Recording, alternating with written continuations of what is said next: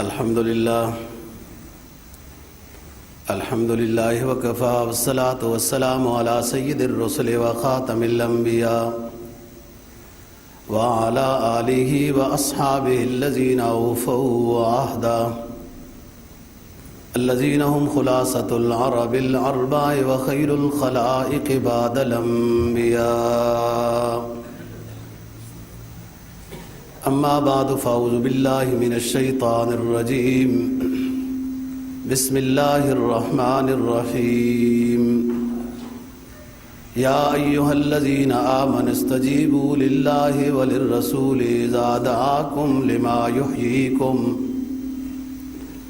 واعلموا أن الله يحول بين المرء وقلبه وأنه إليه تحشرون.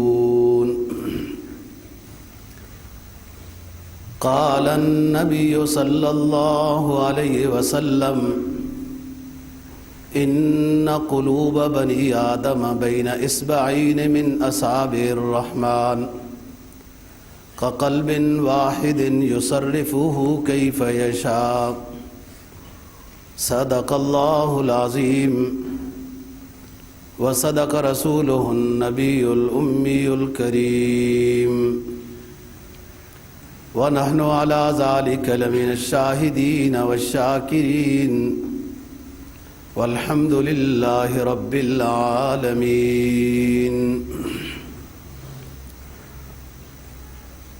نامہ پارہ سورہ انفال کی ایک آیت کریمہ اور جناب نبی پاک صلی اللہ علیہ وسلم کا ایک فرمان تلاوت کیا ہے جس کو امام مسلم نے روایت کیا ہے.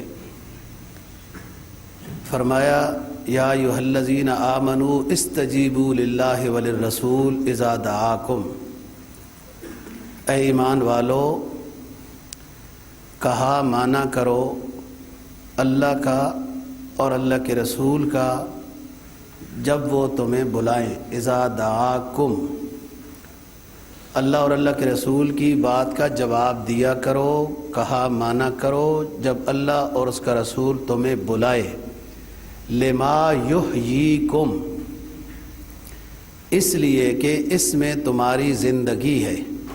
جب اللہ رسول تمہیں بلائے تم ان کا کہا مانو، اس میں تمہاری زندگی ہے. لما یحییکم وَاعْلَمُوا أَنَّ اللَّهَ يَحُولُ بَيْنَ الْمَرْءِ وَقَلْبِهِ.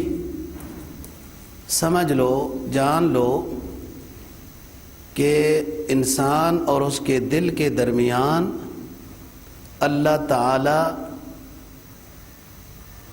پھیرنے پر قادر ہے. ان اللہ یحول بین المرء وقلبہ. اللہ تعالی حائل ہے، حائل رہتا ہے بندے اور اس کے دل کے درمیان. اور یاد رکھو کہ اسی کی طرف تم سب کو لوٹایا جائے گا، جمع کیا جائے گا میدان حشر میں حساب کے لیے. مطلب یہ ہے اس آیت کریمہ کا، جب اللہ رسول کا کہا مانو گے تو تمہارے لیے زندگی ہے، یعنی دنیا آخرت تمہاری سنور گئی. اور اگر کہا نہیں مانو گے باوجود اس کے کہ تم مسلمان ہو، اللہ رسول کی بات کو نہیں مانو گے تو پھر خطرہ ہے کہ اللہ تم سے ناراض نہ ہو جائے اور اللہ کے قبضے میں ہے تمہارے دل. وہ دل کہیں ناراضگی کی وجہ سے اللہ دوسری طرف نہ پھیر دے، اپنی رضا کے علاوہ کہیں دوسرے کاموں میں نہ تمہارے دل پھیر دے. لہٰذا اللہ تمہارے دلوں کو بندگی پر تب پھیرے گا جب تم اللہ رسول کا کہا مانو گے، اطاعت کرو گے. وَاعْلَمُوا أَنَّ اللَّهَ يَحُولُ بَيْنَ الْمَرْءِ وَقَلْبِهِ. یاد رکھو کہ انسان کے اور اس کے دل کے درمیان اللہ تعالی حائل ہے اور اسی کی طرف تم سب کو جمع کیا جائے گا. جناب نبی پاک صلی اللہ علیہ وسلم کا جو فرمان تلاوت کیا ہے اس کا بھی یہی مطلب ہے. فرمایا رسول پاک صلی اللہ علیہ وسلم نے ان قلوب بنی آدم، تمام انسانوں کے دل اللہ تعالیٰ کے قبضے میں ہیں. یصرفہ کیف یشاء، اللہ بندوں کے دلوں کو پھیر دیتا ہے جیسے چاہتا ہے۔ اب انسان یہ چاہتا ہے کہ میرا دل نیکی پر لگ جائے، بندگی پر لگ جائے اور گناہوں سے نفرت ہو جائے، تو انسان کو چاہیے کہ اللہ اور اللہ کے رسول کا کہا مانے۔ جب اللہ اور اللہ کے رسول کا کہا مانے گا، اللہ اس سے راضی ہوگا۔ جب اللہ راضی ہوگا تو اللہ اس بندے کے دل کو اپنی رضا پر قائم کر دے گا، اور جب بندہ اللہ اور رسول کا کہا نہیں مانتا، نفس کی پیروی میں لگ جاتا ہے، تو اللہ ناراض ہو جاتا ہے۔ پھر اللہ ناراض ہو جاتا ہے تو خطرہ ہے کہ اس کے دل کو کہیں اپنی ناراضگی والے امور میں نہ پھیر دے۔ یہ مطلب ہے یا ایھا الذین آمنوا استجیبوا للہ وللرسول اذا دعاکم لما یحییکم، اے ایمان والو اللہ اور اللہ کے رسول کے کہا کا جواب دو، یعنی مانو عمل کرو۔ لما یحییکم، لام وجہ بتانے کے لیے آیا ہے، تعلیلیہ ہے، اس لیے کہ اس میں تمہاری زندگی ہے، اسی میں سکون ہے۔ اللہ رسول کے کہا ماننے میں ہی راحت ہے، دنیاوی کامیابی بھی اخروی کامیابی بھی۔ اسی کو فرمایا لما یحییکم، اس لیے کہ اللہ رسول کی اطاعت میں تمہاری زندگی ہے، پرسکون زندگی۔ اللہ تعالیٰ کا وعدہ ہے جو شخص اپنی استطاعت کے مطابق اللہ رسول کا کہا مانتا ہے، جہاں لغزش ہو جائے توبہ استغفار کرتا ہے، اور توبہ کا دروازہ تو بند نہیں، یہاں تک کہ حالت نزع شروع ہو جائے۔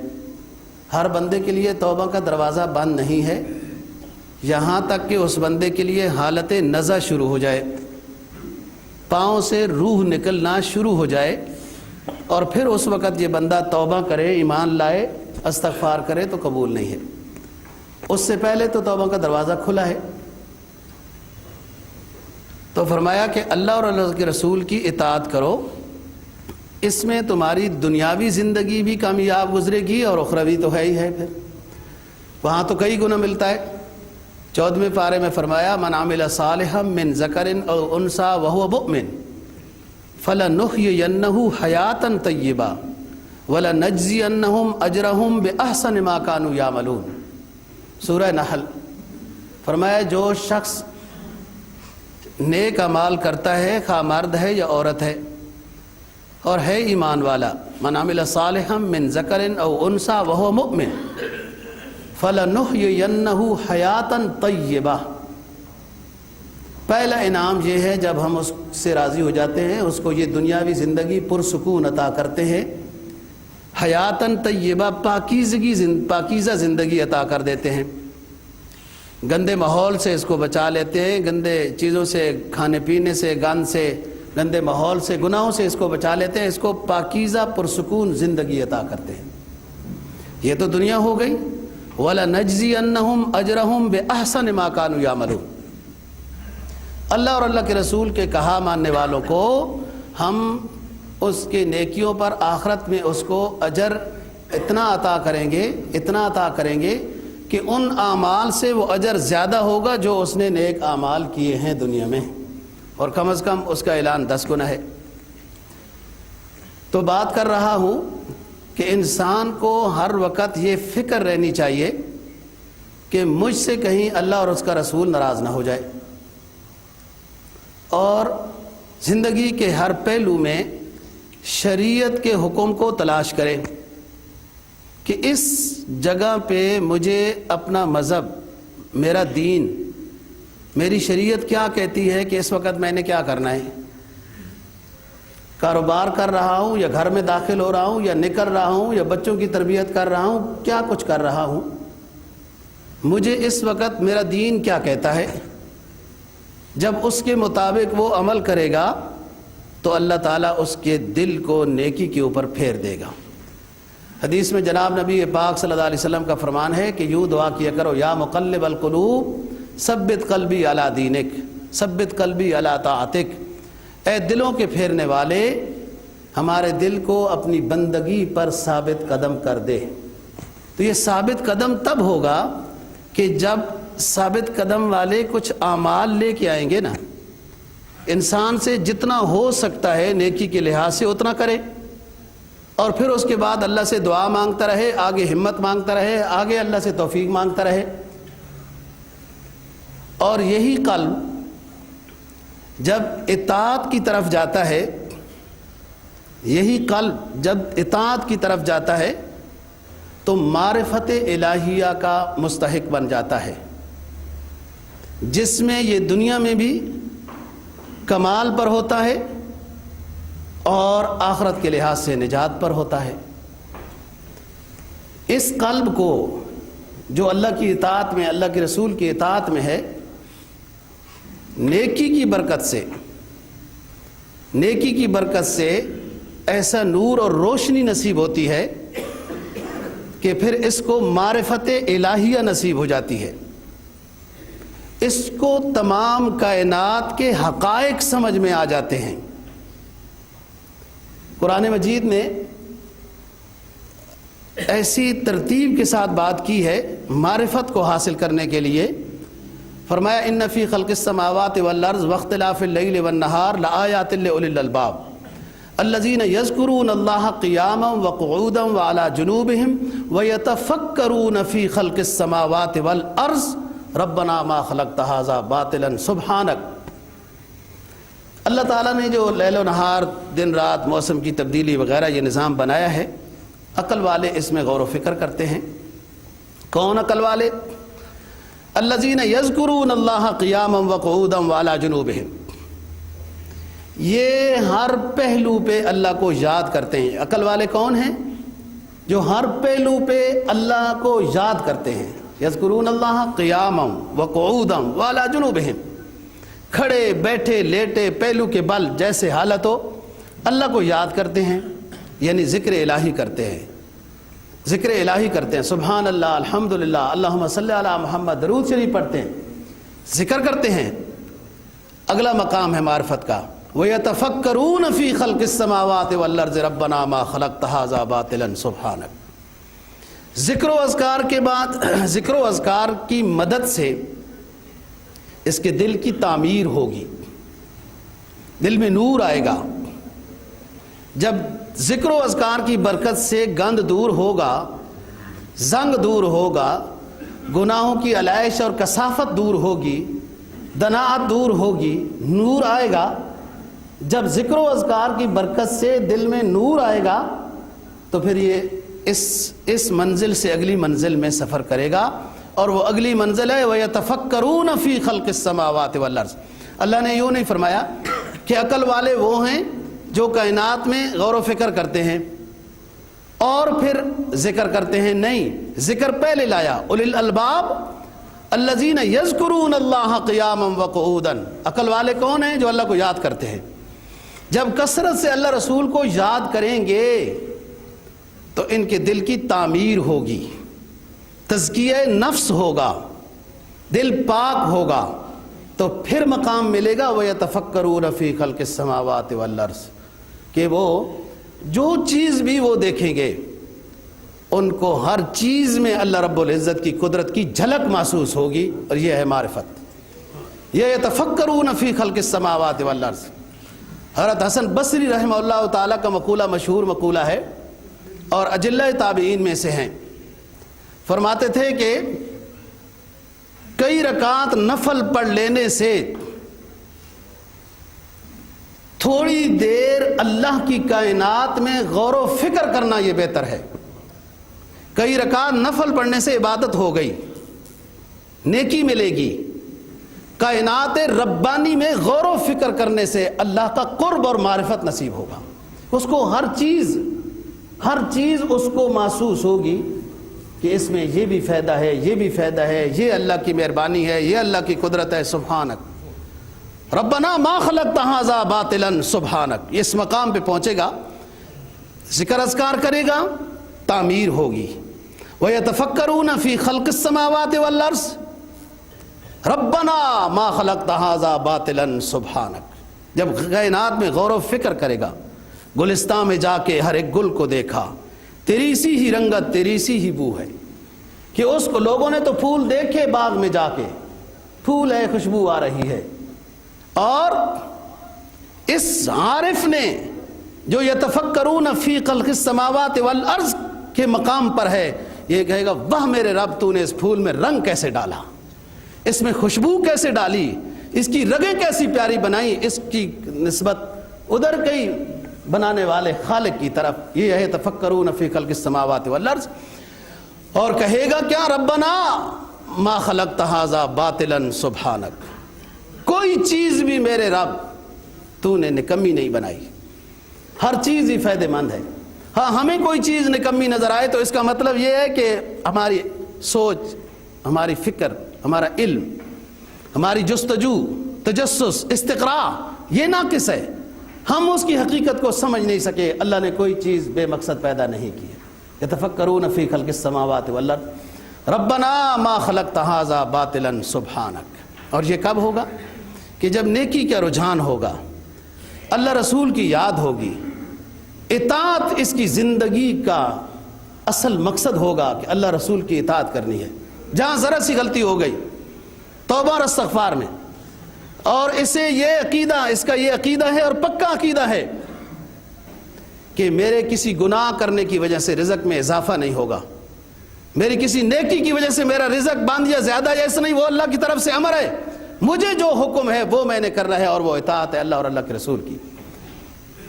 امام بخاری نے روایت نقل کی، فرمایا رسول پاک صلی اللہ علیہ وسلم نے، لوگو الحلال بین والحرام بین، حلال بھی واضح بیان کر دیا گیا، حرام بھی واضح بیان کر دیا گیا، وبینہما شبہات، اس کے درمیان میں کوئی شبہ والی چیزیں ہیں، اور اکثر لوگ شبہ والی چیزوں سے ناواقف رہتے ہیں، اکثر لوگ شبہ والی چیز سے ناواقف رہتے ہیں کہ یہ گناہ ہے یا نہیں ہے، یا بچنا ہے یا نہیں بچنا، شبہ والی چیز میں ناواقف رہتے ہیں، جاہل رہتے ہیں۔ فرمایا وَمَنِ اتَّقَى الشُّبْهَاتِ، جو شخص شبہات سے بھی بچ گیا، بچا لیا، بچ نہیں گیا، جس نے شبہات سے بھی اپنے آپ کو بچا لیا تو اس نے اپنا دین بچا لیا، اپنی آرزو، اپنی آبرو بچا لی، اپنی عزت بچا لی، اپنا تقوی اور سب کچھ نیکی اس نے اپنی بچا لی، جو شبہات سے بچ گیا۔ اب دیکھو، ایک ہے گناہ، ایک ہے مجلس گناہ کی، ایک ہے بے پردہ عورتوں کے ساتھ وغیرہ اختلاط، اور ایک ہے ان کے ساتھ بیٹھنا، ایک گپ شپ لگانا، غلط باتیں کرنا، اور ایک ہے صرف ان کے ساتھ بیٹھنا۔ یہ بیٹھنا شبہات میں ہے، گپ شپ لگانا گناہ اور حرام ہے۔ جو شخص شبہات سے بھی اپنے آپ کو بچا لے گا، اس کے سامنے کوئی کھانا پکا ہوا آیا، کچھ لوگ کہتے ہیں بکرا ہے، کچھ لوگ کہتے ہیں نہیں غلط چیز ہے، تو کوئی ضروری تو نہیں ہے کہ بکرا کھانا فرض ہے، یہ بچ جاتا ہے نہیں کھاتا، کہتا ہے بس چھوڑو عام دال ساگ لے آؤ، شبہ ہو گیا اس کو کھانے میں اور اس نے کھانا نہیں کھایا۔ جو شخص شبہات سے اپنے آپ کو بچا لیتا ہے، اس نے اپنے دین کو بچا لیا، تقوی کو بچا لیا، ابرو کو بچا لیا۔ اور فرمایا جس شخص نے اپنے آپ کو شبہات سے نہیں بچایا، بس خیر جی اس طرح کیا خیر جی آپ سنتے رہتے ہو، خطرہ ہے یہ حرام میں مرتکب ہو جائے گا، حرام کا مرتکب ہو جائے گا۔ اور فرمایا سنو، جو شخص اپنی مویشی دوسرے شخص کے فصل کے منڈیر پر چراتا ہے، چرا تو اپنی جگہ میں رہا ہے لیکن دوسرے شخص کی فصل کے بننے پر منڈیر پر چلا رہا ہے، چرا رہا ہے، تو خطرہ ہے کہ اس کی بکری دوسرے کے فصل میں منہ مار دے گی، اور یہ تو شام کو اپنی بکری کا حلال دودھ پی رہا ہوگا لیکن حقیقت میں تو حلال نہیں ہے، وہ تو چوری کا کھانا کھایا ہوا ہے اس نے۔ لہٰذا اپنے بکریوں کو دوسری کی منڈیر کے قریب بھی نہ چراؤ کہ کہیں ایسا نہ ہو کہ پھر وہ دوسری طرف منہ مارتی رہے اور رات کو آپ جناب دودھ پیتے رہو کہ میں تو اپنی بکری کا رزق حلال استعمال کر رہا ہوں۔ فرمایا جو دوسرے کی فصل کے منڈیر پر اپنی بکریوں کو چراتا ہے تو خطرہ ہوتا ہے کہ اس کی مویشی دوسرے کے فصل کو کھا لے گی۔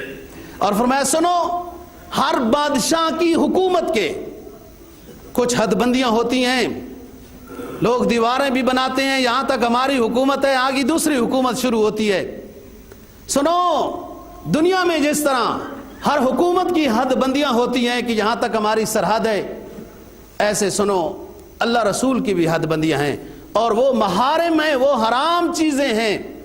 اللہ رسول کی حد بندیاں وہ حرام چیزیں ہیں، ان کے قریب نہ جاؤ ورنہ حرام میں مبتلا ہو جاؤ گے۔ اور پھر یہ حدیث، یہ پوری لمبی حدیث ہے، فرمایا سنو، الا وان فی الجسد مضغۃ، سنو لوگو، ان تمام برائیوں سے بچنے کے لیے ایک قیمتی نسخہ بتا رہا ہوں۔ الا ان فی الجسد مضغۃ اذا صلحت صلح الجسد كله واذا فسدت فسد الجسد كله الا وهي القلب۔ سنو لوگو، ان شبہات اور حرام سے بچنے کے لیے تمہیں ایک قیمتی نسخہ بتا رہا ہوں، اور وہ ایک جسم کے اندر گوشت کا ٹکڑا ہے، اگر یہ درست ہو گیا سارا جسم درست رہے گا، اگر یہ صحت مند ہے تو سارا جسم صحت مند رہے گا، اور اگر وہ جسم کا ٹکڑا بیمار ہو گیا سارا جسم متاثر ہو جائے گا، بیمار ہو جائے گا۔ سنو، الا وہی القلب، وہ جسم کا لوتھڑا، وہ گوشت کا لوتھڑا، وہ ٹکڑا، وہ دل ہے۔ اگر یہ صحیح ہو گیا، اطاعت اللہ، اطاعت رسول میں اس کو لگایا، اس میں نور بھرا، جب نور بھرے گا تو اس کو گند سے نفرت آئے گی، گند سے نفرت آئے گی، کیونکہ یہ متضاد چیزیں ہیں نا جی، بدبو اور خوشبو یہ دونوں متضاد چیزیں ہیں، خبیث اور طیب یہ دونوں متضاد چیزیں ہیں۔ لا يستوي الاعمى والبصير ولا الظلمات ولا الحرور ولا الظل ولا النور، یہ چیزیں برابر نہیں، یہ ازداد ہیں، ازداد ہیں کہ روشنی اور تاریکی جمع نہیں ہو سکتی، بینا اور نابینا جمع نہیں ہو سکتے، خبیث اور طیب جمع نہیں ہو سکتے، نور اور جہالت، ہدایت کا نور اور ظلمات جہالت، یہ دونوں جمع نہیں ہو سکتی۔ جب ایک شخص نے محنت کی، اللہ اور اللہ کے رسول کی اطاعت کو اپنایا، ذکر میں مصروف ہوا، تو یتفکرون فی خلق السماوات والارض ربنا ما خلقت ھذا باطلا سبحانک، اس کو بیماری میں بھی معرفت الہیہ نظر آئے گی، اس کو کاروبار میں ظاہری نقصان ہوا تب بھی اس کو اللہ کی معرفت نظر آئے گی۔ جب اس مقام پہ وہ آئے گا، تو اس لین پہ آئے گا، تو پھر وہ خود ہی خوش ہوگا۔ اور علامہ مجذوب کہتے ہیں دل پر جب ان کا کرم دیکھتا ہوں تو دل کو باذجا میں جم دیکھتا ہوں، کہ دل پر جب میں کرم دیکھتا ہوں کہ الحمدللہ بیماری ہو گئی، معصیت تو نہیں ہوئی، مصیبت ہے معصیت نہیں ہے، نقصان ہو گیا کوئی بات نہیں، دنیاوی نقصان ہے، میرا رب اور میرا رسول تو ناراض نہیں ہے۔ یہ سب معرفت کی پھر یہ منزلیں ہیں جو یہ طے کر رہا ہے، اور اسی میں آگے جب جائے گا تو لا تدرکہ الابصار وہو یدرک الابصار وہو اللطیف الخبیر، وہو اللطیف الخبیر، لا یدرکہ الابصار، آنکھیں تو اس کو نہیں دے سکتی، وہ تو دیکھتا ہے، دل اس کو سوچ سکتا ہے، اس کی قدرت کے نظام میں، دل اس کی قدرت کے نظام میں غور و فکر کر سکتا ہے۔ مشہور حدیث ہے، بعض حضرات نے مقولہ لکھا کہ اللہ کے کائنات میں غور و فکر کرنے سے اللہ کی معرفت حاصل ہوتی ہے، اللہ کی ذات میں غور و فکر کرنے سے معرفت نہیں ملتی، کائنات میں غور و فکر کرنے سے قادر کی قدرت کا پتہ چلتا ہے، سانے کی مصنوعات دیکھنے سے سانے کے اونچا ہونے کا پتہ چلتا ہے کہ یہ سانے کتنا اونچا ہوگا، جس نے یہ نظام اتنا اعلیٰ بنایا ہے وہ خود کتنا اونچا ہوگا۔ تو قدرت کے اندر غور و فکر کرنے سے فرمایا کہ جب غور و فکر کرے گا دل ریاضت میں آئے گا، مجاہدے میں آئے گا۔ یاد رکھو دوستو، حدیث میں جناب نبی پاک صلی اللہ علیہ وسلم کا فرمان ہے کہ وہ جسم کا ٹکڑا، گوشت کا ٹکڑا اگر صحیح ہو گیا جسم سارا صحیح ہے، وہ گوشت کا ٹکڑا اگر خراب ہو گیا جسم سارا بیمار ہو جائے گا، اور وہ دل ہے۔ نبی پاک صلی اللہ علیہ وسلم کی خوبیوں میں سے ایک خوبی یہ ہے کہ آپ جوامع الکلم ہیں، یعنی ایسا جملہ بولتے ہیں کہ جس سے محدثین ساری زندگی پھر مسائل ہی نکالتے رہے. اتنا جامع معنی سرکار دو جہاں صلی اللہ علیہ وسلم کا وہ جملہ مبارک ہوتا ہے کہ پھر شراح اور محدثین اس حدیث کی شرح لکھتے لکھتے تو تھک جاتے ہیں لیکن شرح ختم نہیں ہوتی. یہ جو کتنا جامع معنی جملہ ہے، اور آپ اس کو ظاہری طور پر طب کی طرف لے جائیں، میڈیکل کی طرف لے جائیں کہ دوستو جسم میں گوشت کا ٹکڑا ہے، اگر وہ صحت مند ہے تو جسم صحت مند ہے. آپ صلی اللہ علیہ وسلم کہ اس جملے کو آپ حکمت کی طرف لے جائیں، میڈیکل کی طرف، طب کی طرف لے جائیں تو یہی بات ہے. حقیقت یہی ہے کہ دوستو اگر دل صحیح ہے، اس کا پمپ کا نظام صحیح ہے، فلان صحیح ہے، رگوں میں خون ٹھیک ہے، کسٹرول نہیں، یہ نہیں، تو نظام درست ہے.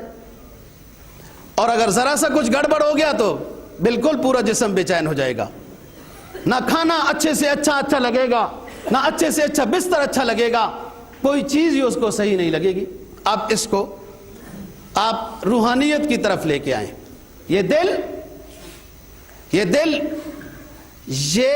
دل قلب روحانی ربانی لطیفہ ہے. توجہ سے بات سنیں گے.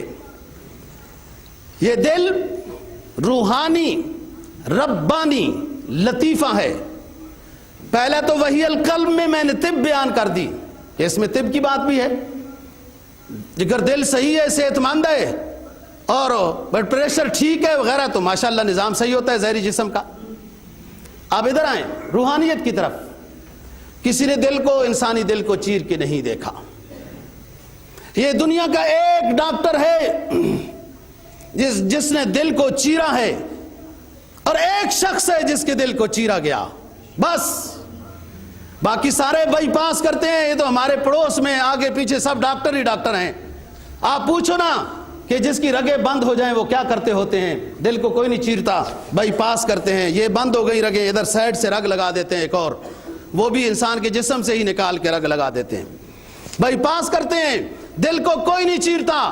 دنیا میں ایک ہی دنیا کا ہے یا دونوں عالم کا ہے، وہ ایک ہی ڈاکٹر ہے جس نے دل چیرا، اور ایک ہی شخص ہے وہ سید کونین ہے جس کے دل کو چیرا گیا.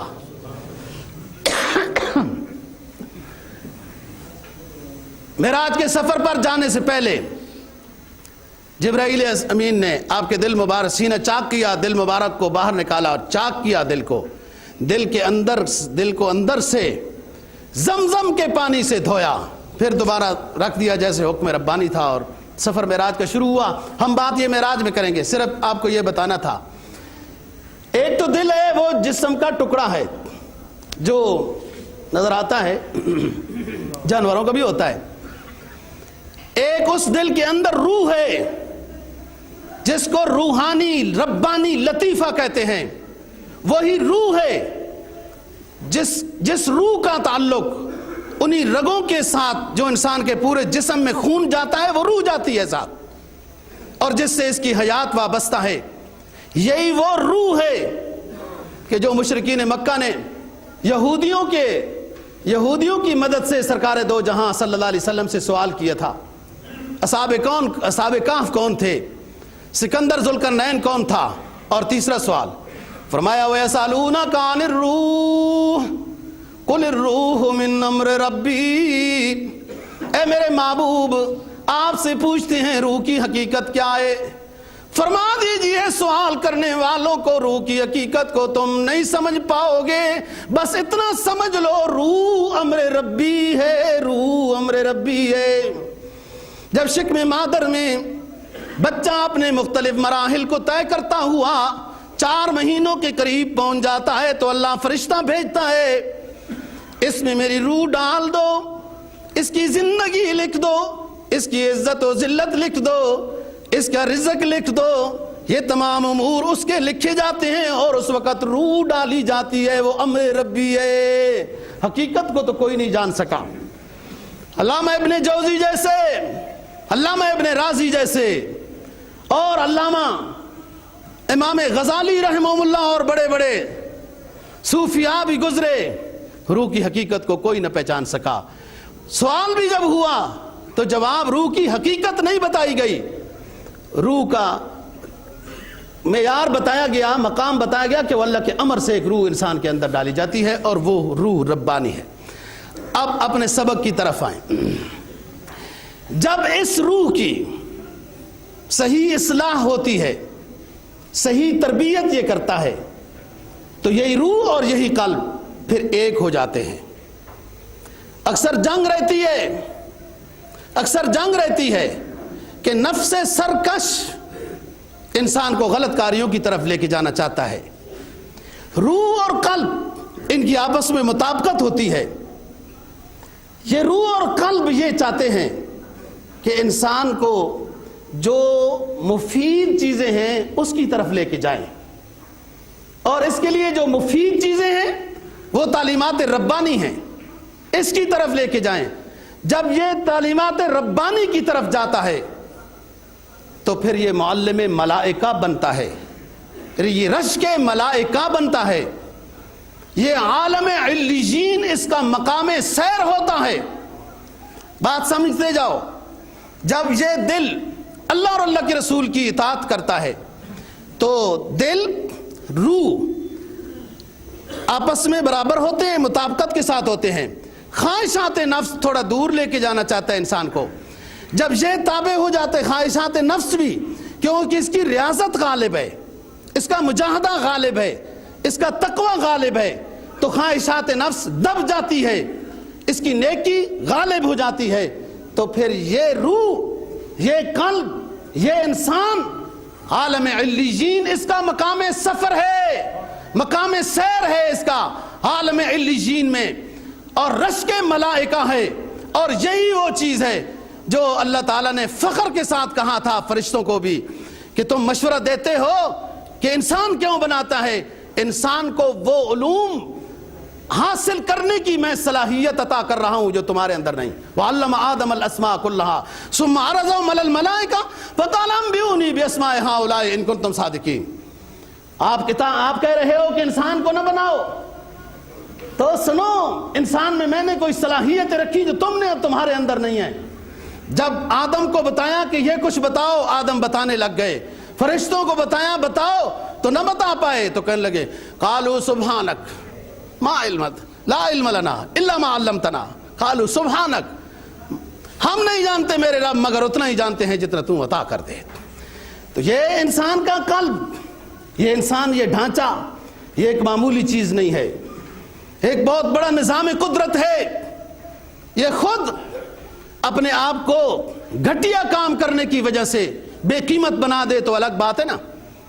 ایک انگلی کوئی کاٹ دے، 10 اونٹ اس کا جرمانہ ہے، 10 اونٹ جرمانہ ہے۔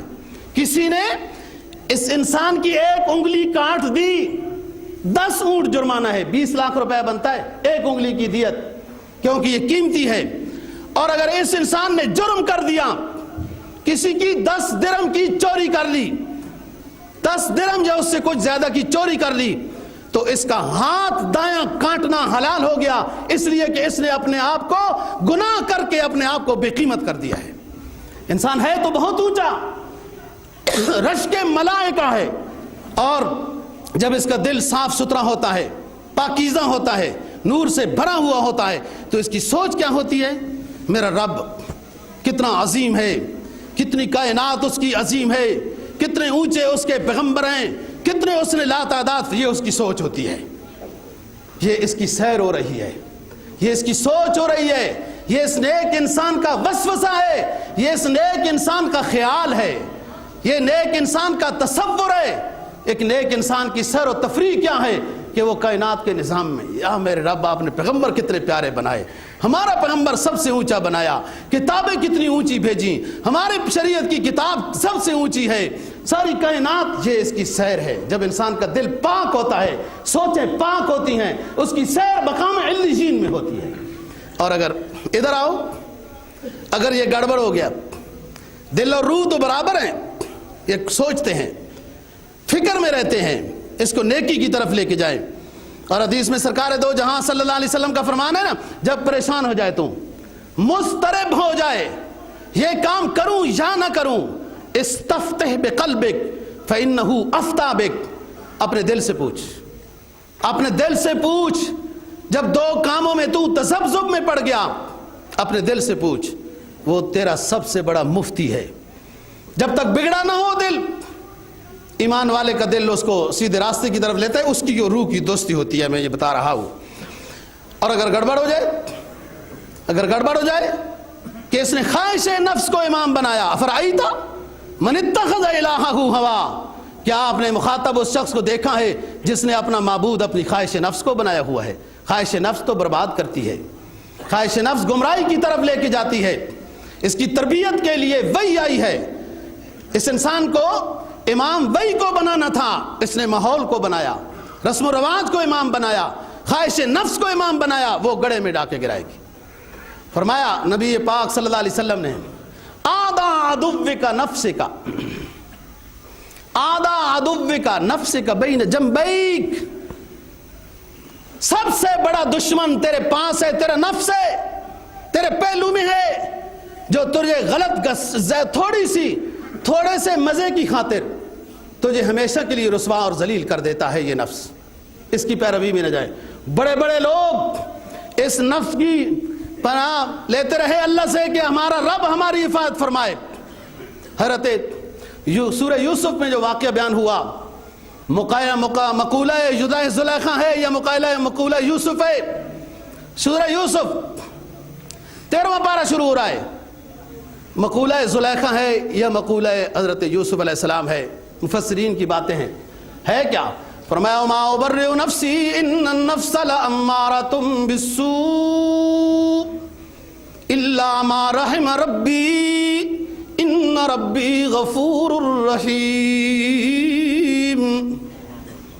ما ابرئ نفسی ان النفس لامارۃ بالسوء، میں اپنے نفس سے کبھی بھی ہرگز مطمئن نہیں ہوں گا۔ آج مجھے نیکی میں، آج مجھے ذکر و اذکار میں یہ دیکھ رہا ہے، لیکن خطرہ ہے کل مجھے گناہ میں یہ مبتلا نہ کر دے۔ ما ابرئ نفسی ان النفس لامارۃ بالسوء الا ما رحم ربی ان ربی غفور رحیم۔ میں اپنے نفس سے ہرگز مطمئن نہیں ہوں، مجھے ہر گھڑی ہر لمحے خطرہ رہتا ہے کہ کہیں مجھے خواہش نفس گناہ میں مبتلا نہ کر دے، لیکن ہر وقت اپنے رب کی مدد مانگتا رہتا ہوں۔ میرا رب بڑا مہربان ہے، وہ اتنا مہربان ہے اپنے بندوں پر۔ وہ اعلان کرتا ہے 11ویں پارے میں، لہو معقبات من بین یدیہ ومن خلفہ یحفظونہ من امر اللہ۔ وہ اتنا مہربان ہے اپنے بندوں پر، جب یہ بندے اس کے ہو جائیں تو وہ اتنا مہربان ہے، وہ تو اعلان کرتا ہے، وہ بندے چل کے آ، میں دوڑ کے آؤں گا، تو ایک بازو آ، میں گزوں کی شکل میں آؤں گا، تیرا ہاتھ بن جاؤں گا، تیری ناک بن جاؤں گا۔ کیا مطلب؟ اللہ تو ہاتھ اور ناک سے پاک ہے، کیا مطلب؟ یہ نہیں یہ میرا بندہ اتنا پیارا میرا بندہ بنا ہے کہ اب اس کی کوئی حرکت و سکون میرے مرضی کی خلاف نہیں ہوگی، پھر میں اسے اتنا راضی ہوتا ہوں، اتنا راضی ہوتا ہوں، اتنا راضی ہوتا ہوں کہ لہو معقبات من بین یدیہ ومن خلفہ یحفظونہ من امر اللہ۔ پھر میں اپنی نورانی مخلوق کو اس کا باڈی گارڈ بنا دیتا ہوں۔ کچھ آگے چلتے ہیں، کچھ پیچھے چلتے ہیں، کچھ اس کے دائیں چلتے ہیں، کچھ اس کے بائیں چلتے ہیں، کہ میرا یہ بندہ یہ دنیا کے منقش سانپوں میں گزر رہا ہے، یہ میرا یہ بندہ دنیا کی ظاہری نقش و نگار سے گزرتا ہوا جا رہا ہے، کہیں میرا بندہ کسی گناہ کی وجہ سے داغدار نہ ہو جائے۔ حفاظت کے طور پر نورانی مخلوق کو لگا دیا۔ تو ما ابرئ نفسی، نفس کا اصل کام تو سرکشی کی طرف لے کے جانا ہے، گناہ کی طرف لے کے جانا ہے، اور لے جاتا ہے بہت ساروں کو، کیونکہ ماحول نفس کا دوست ہے، شیطان نفس کا دوست ہے، اور کافر فرقہ ضالہ وہ نفس کے دوست ہیں جو اس کو اپنی مرضیات کے مطابق لے جاتے ہیں۔ اور پھر دوسرا، اگر ایمان باقی ہو، ایک تو وہ مقام ہے نا کہ انسان گناہ کرتا رہتا ہے، کبھی سوچ نہیں، کبھی مڑ کے دیکھا ہی نہیں ہے، حرام خوری میں لگا، رشوت میں لگا، ظلم و زیادتی میں لگا، بے انصافی میں لگا، طرح طرح کی خرافات میں، کبیرہ گناہوں میں مبتلا ہوا، پیچھے دیکھا ہی نہیں، مڑ کے آگے ہی چلا گیا۔ تو فرمایا کہ اللہ پاک فرماتے ہیں ہم پھر اس سے ناراض ہو جاتے ہیں۔ جب اللہ کی مرضیات کے مطابق دل دماغ نظام ہوتا ہے تو وہ بندہ اللہ کا مقبول بندہ ہوتا ہے، اور جب اللہ کی مرضیات کے خلاف غیر اللہ کو اپنے دل کے اندر بٹھایا ہوا ہے تو اس وقت اللہ کی طرف سے یہ محجور ہوتا ہے، مردود ہوتا ہے، رحمت سے محروم ہوتا ہے۔ جب گناہ کر کے پیچھے مڑ کے دیکھا ہی نہیں، ظلم و ستم کر کے، غریبوں کا مال کھا کے، طرح طرح کی خرافات جو ماحول میں آپ دیکھتے ہیں، پیچھے مڑ کے دیکھا نہیں ہے، تو پھر اللہ ناراض ہو جاتا ہے، اللہ ناراض ہو جاتا ہے۔ فرمایا پھر ہر گناہ کے بدلے میں اس کے دل پہ سیاہ نقطہ لگایا جاتا ہے، ہر گناہ کی توبہ کرتا ہی نہیں ہے، پیچھے یہ مڑتا ہی نہیں ہے، ہر گناہ کی وجہ سے دل پہ سیاہ نقطہ لگتا جا رہا ہے، اللہ ناراض ہو گیا۔ اور پھر سنو، فرمایا یا ایھا الذین آمنوا استجیبوا للہ وللرسول اذا دعاکم لما یحییکم، اے ایمان والو جب اللہ اور اللہ کا رسول تمہیں کہیں بلائے تو جواب دیا کرو، بات مانا کرو، اس میں تمہاری زندگی ہے۔ وَاعْلَمُوا أَنَّ اللَّهَ يَحُولُ بَيْنَ الْمَرْءِ وَقَلْبِهِ وَأَنَّهُ إِلَيْهِ تُحْشَرُونَ، غلط کاریوں سے اپنے آپ کو بچاؤ، اللہ اور اللہ کے رسول کی نافرمانیوں سے اپنے آپ کو بچاؤ، ورنہ اللہ ناراض ہو جائے گا، اور اس کی ناراضگی کا تأثر یہ ہوگا کہ وہ تمہارے دل کو اپنی رضا سے پھیر کے خلاف رضا میں لگا دے گا۔ وَاعْلَمُوا أَنَّ اللَّهَ، سورہ انفال پہلا رکوع ہے دوستو، تیسرا رکوع ہے سورہ انفال، 9واں پارہ ختم ہو رہا ہے، سید کی تشریح پڑھ لینا۔ اگر اللہ کو ناراض کیا، بار بار گناہ کیے، دل پہ سیاہ نقطے لگ گئے، تو پھر اللہ فرماتے ہیں وَاعْلَمُوا أَنَّ اللَّهَ يَحُولُ بَيْنَ الْمَرْءِ وَقَلْبِهِ، اللہ انسان کے اور اس کے دل کے درمیان حائل ہو جاتا ہے، ناراض ہو جاتا ہے، اور اس کے دل کو نیکی کی توفیق سے محروم کر دیتا ہے۔ وَأَنَّهُ إِلَيْهِ تُحْشَرُونَ، یہ تو نفس امارہ ہوا، نفس لوامہ اور مطمئنہ انشاءاللہ اگلے جمعے کو بات کریں گے۔ اللہ دین کی سمجھ اور عمل کی توفیق نصیب فرمائے۔ وآخر دعوانا